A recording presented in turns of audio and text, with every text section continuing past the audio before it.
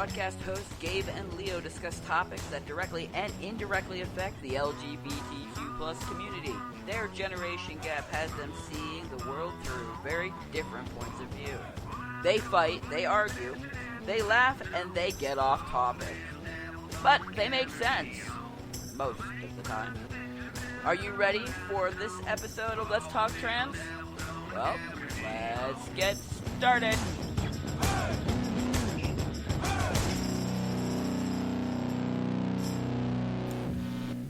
Alright, hey, happy Wednesday. I guess it's kind of happy Wednesday. We're almost at the end of the month. Hey, if it helps any. May is, we continue with May being Mental Health Awareness Month, and woohoo for that. Because, well, we also suffer some sort of mental health disorder. Actually, I shouldn't say that. That actually sounds horrible. There's people out there going, no, I'm not there's no mentally health issues with me. I'm perfectly fine. I learned something new the other day, which related to mental health. I learned that, and don't ask me why, and we'll just, I was this many years old when I learned this, but I learned the other day that not everybody who's transgender suffers from gender dysphoria. I just kind of assumed that the two were, I guess, synonymous. They went hand in hand.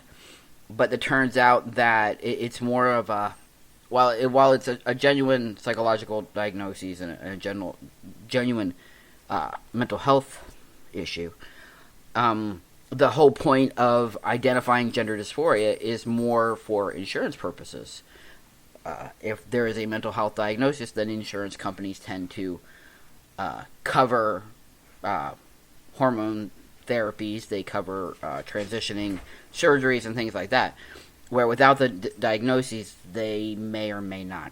So, anyway, I learned that little tidbit the other day. It was kind of cool. I won't even talk about why I learned it or how I learned it, but anyway. So, we are, like I said, we're wrapping up mental health. By the way, this is going to sound completely off-topic and beyond retarded. I mean, that was just a horrible word to use. I'm sorry.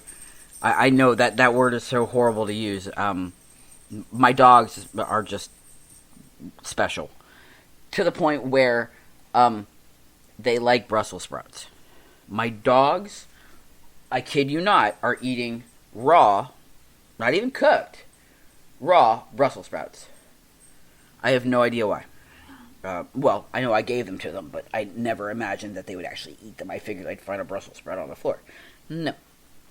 They're actually on the couch eating them, which means that later tonight they're going to be in my bed farting. Yeah, that'll be pleasant. Alright, anyway. So, with Mental Health Awareness Month wrapping up for May, we then step into Pride Month for June. And don't get me wrong. So tonight's topic is going to be about Pride Month, and maybe I'm trying to figure out how to word it right. So, let me just walk into it. I'll just walk into it. If I happen to walk into the wall with it, then so be it. And I'm gonna irritate some people. I'm sure. I wouldn't be me if I didn't irritate somebody. Just the way it is. But so let me just start out by saying, as far as Pride Month goes, as far as being a member of the LGBTQ plus community, I am not a rainbow person. I do not like bright colors. You'll never catch me in bright colors. Okay?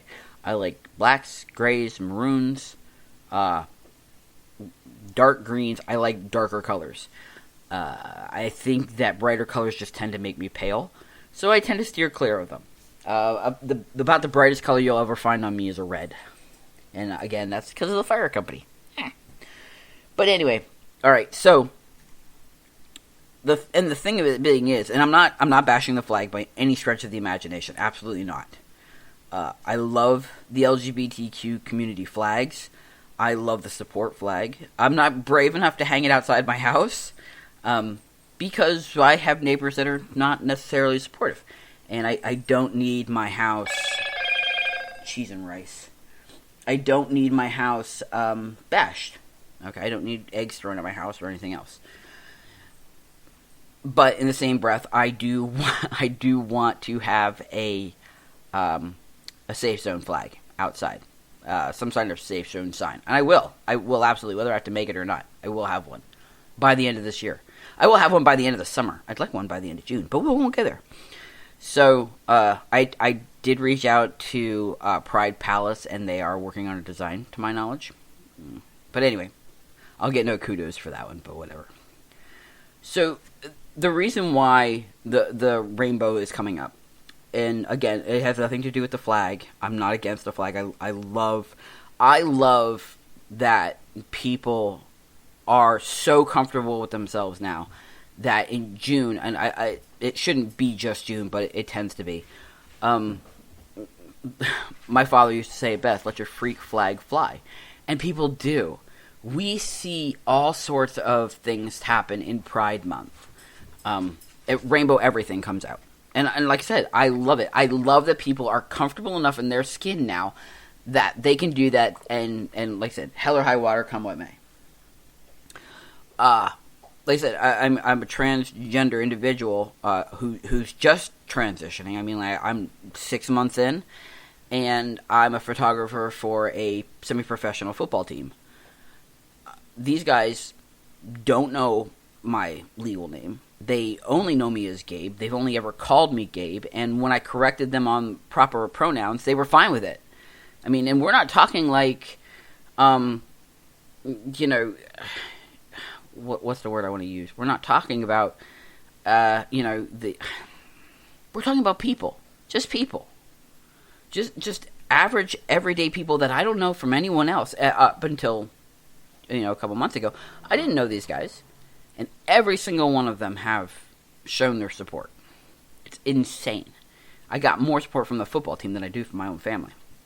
So, the flag. Yeah. I'll explain that in a minute. Okay.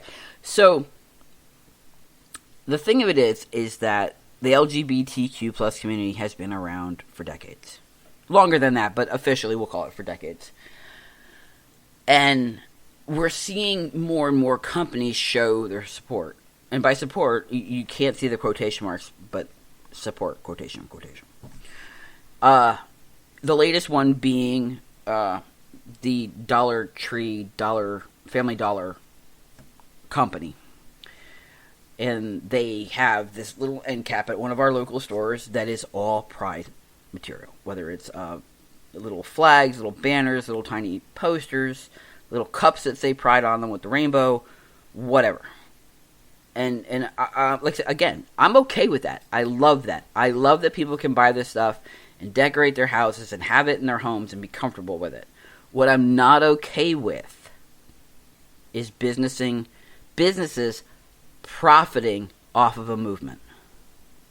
What I'm not okay with is companies that are only doing it not to show support, but to take a buck, or $1.25 in the Dollar Tree's case, whatever.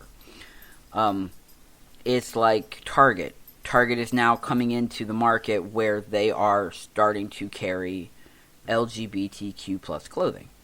They are marketing towards the transgender community. And like I said, I wholeheartely admit, I bought. Absolutely, I bought. I thought they were decent prices, so I bought. The underoos, absolutely perfect. They held my package just the way I wanted them to. They did great. Am I prepared to pay $15 for every single pair of underwear that I need? No. But binder was a little bit more like a bra, but again, it still did its job to some extent. So I'm okay. But again, you know, the LGBTQ plus community has been around for, again, decades. Why are we just now starting to see, you know, these companies that are, I guess, branding? That's what they're doing. They're starting to market a little bit more towards the LGBTQ support. And I mean, like, don't get me wrong. There's always been companies out there. There's always been companies that do it. You know, like I said, my primary example, and I always go to them. Excuse me. I'll explain my issues here in a second, is Pride Palace. Pride Palace, all year long, sells their Pride flags. They sell a bunch of other things, but they have their flags. Their flags are free. All you do is pay for shipping. Okay, not only are they pride flags, they're LGBTQ plus flags. You could go on there and order a flag, and you pay $14.95 for shipping and handling. That's it, and I love it. They have a couple of other cool things. A couple of what are they? They're basketball type jerseys, some hoodies, things like that. A couple of cute things. Not my size, but whatever. And they, like I said, they've been there. Okay, but now we're seeing companies like we're seeing makeup companies come out with marketing material or like colorful jars. We're seeing Reebok and Arrow and American Eagle all coming out with their trendy new shoes that are in support.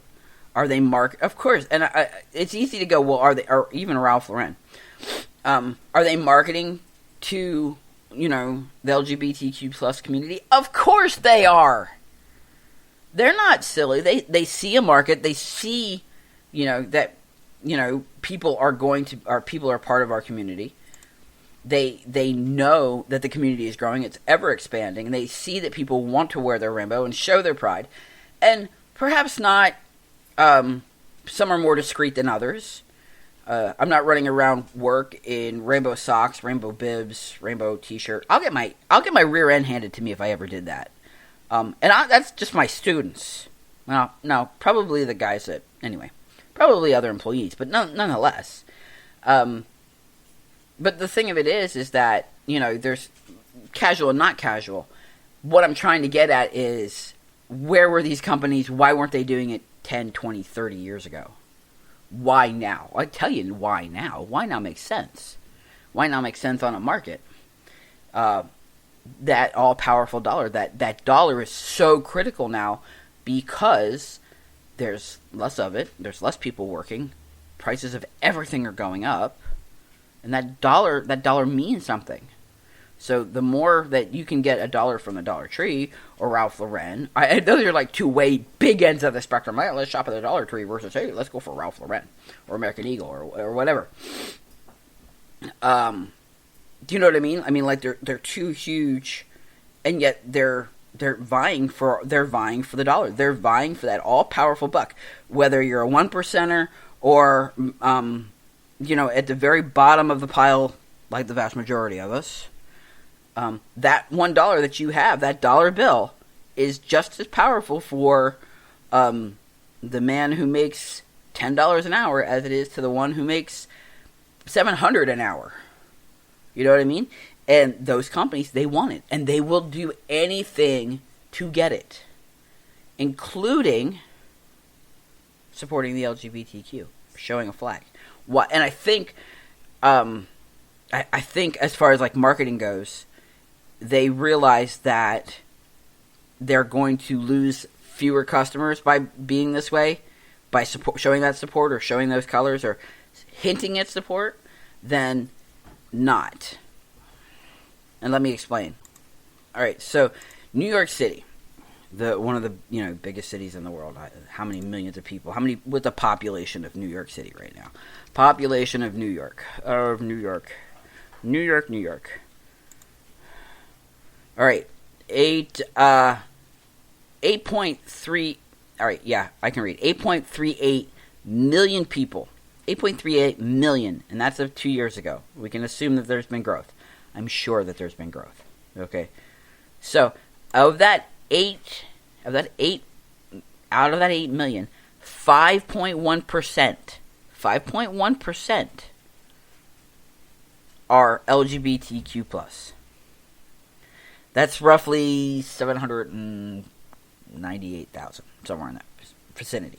Okay, so of those almost 800,000 people, adults, just the adults.